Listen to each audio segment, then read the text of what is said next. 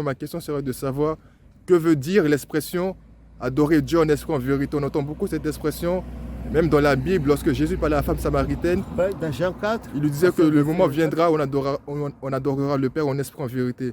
Et dans notre église du christianisme céleste, on entend beaucoup cette expression. Qu'est-ce que cela veut dire? Dans notre église seulement, c'est partout. C'est partout. Quand tu es croyant, tu te dis croyant, tu crois au Seigneur Jésus-Christ, voilà, et à Dieu. C'est vrai, c'est une expérience à faire. Vous avez deux choses, c'est-à-dire, vous-même, vous pouvez faire cette expérience. Quand vous vous levez, vous commencez par chanter « Je suis enfant de Dieu, Alléluia, je suis enfant de Dieu, mes péchés sont lavés par le sang de Jésus, je suis enfant de Dieu, etc. » Quand tu chantes ça, si tu chantes pour le Seigneur, donc le chant là vient de ton cœur. Le cœur, c'est le point de contact entre notre Créateur et nous.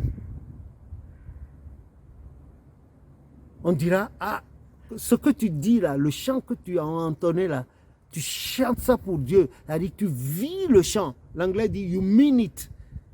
Tu vis le chant là. Maintenant, il y a une autre manière de chanter. Tu chantes ça, et puis ça te vient de la bouche, ça ne descend pas dans le cœur. Alors donc tu chantes pour le just for the pleasure of doing it. Tu chantes pour le plaisir de le faire. Ça te sort de la bouche, mais ça ne touche pas ton cœur. Il n'y a pas la sincérité dans ce que tu chantes. Et or, nous autres là, qui nous disons adeptes du Seigneur Jésus, nous sommes condamnés à chanter à partir du cœur qui traverse la bouche et sort. Mais laisser le cœur de côté, chanter de la bouche seulement, ça ne fait pas intervenir le pouvoir de Jésus-Christ. Voilà. Il en est de même aussi pour les prières. Les gens prient, font de longues prières, des prières kilométriques, mais de la bouche. Mais ces prières-là ne viennent pas du fond du cœur. Voilà. Et même pendant les cultes aussi, les gens chantent, ils dansent, tout ce qu'ils font, ils donnent des conseils, mais la prédication même, ça ne vient pas du cœur. Ils utilisent, c'est des professionnels de la Bible ou de la parole. Ils parlent pour qu'on dise, ah, ils prêchent bien.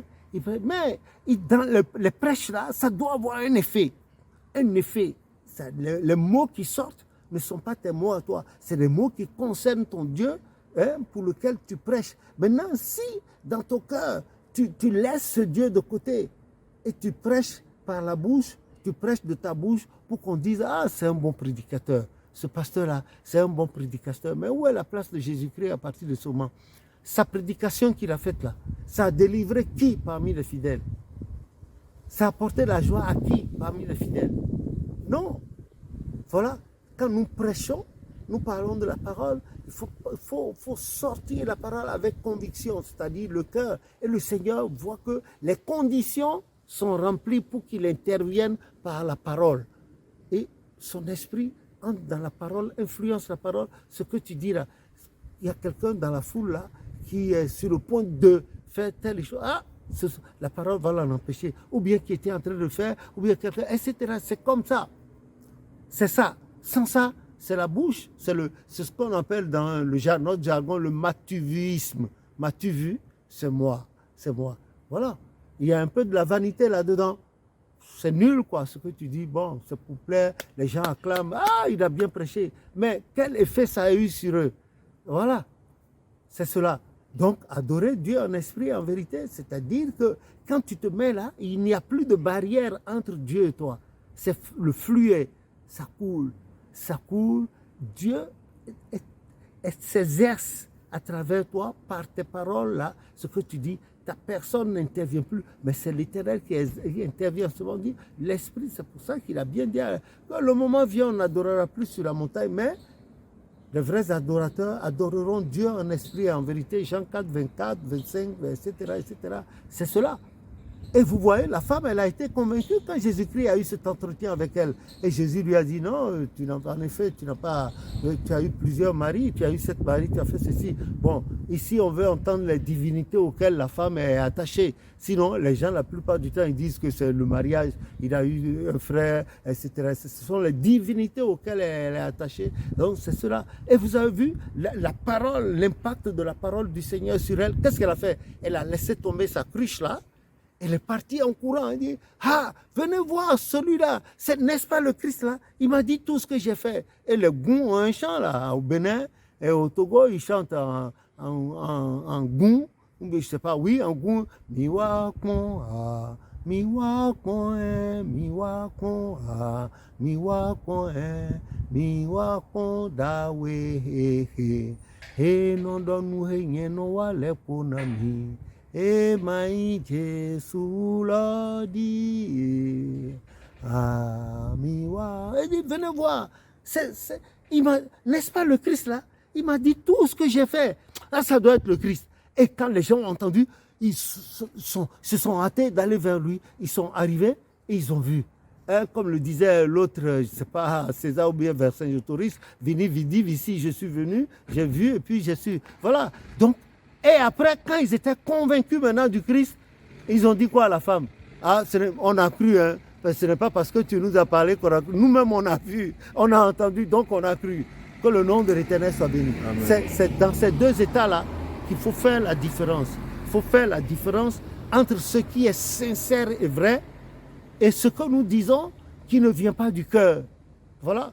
Quand tu es dans la fausseté avec une femme ou une jeune fille, la plupart du temps aujourd'hui, bon, les gens parlent, qu'est-ce qu'ils cherchent? Ils veulent le corps, le sexe de la femme, mais ce qu'ils disent là, ça ne vient pas du cœur. Ce qui vient du cœur, c'est l'amour, le véritable amour. Voilà. Mais ce qui vient de la bouche, c'est juste pour faire tomber la jeune fille dans un piège, ou bien le jeune homme, non, ou bien le monsieur dans le piège, coucher avec, prendre son argent et s'en aller. La jeune fille aussi, bon, et puis la laisser, etc. Que Dieu ait pitié de nous. Amen. Nous avons assez fait de bêtises. Que Dieu nous donne vraiment de l'aimer sérieusement. Et quand nous prononçons son nom, il faut que ça vienne de nos tripes, de la profondeur de nos cœurs, afin que nos prières soient. C'est pour ça, c'est ça aussi, on dit, le Christ dit, si vous demandez, vous n'obtenez pas. Jacques a surtout dit ça. Si vous demandez que vous n'êtes pas exaucé, ça veut dire que vous priez mal.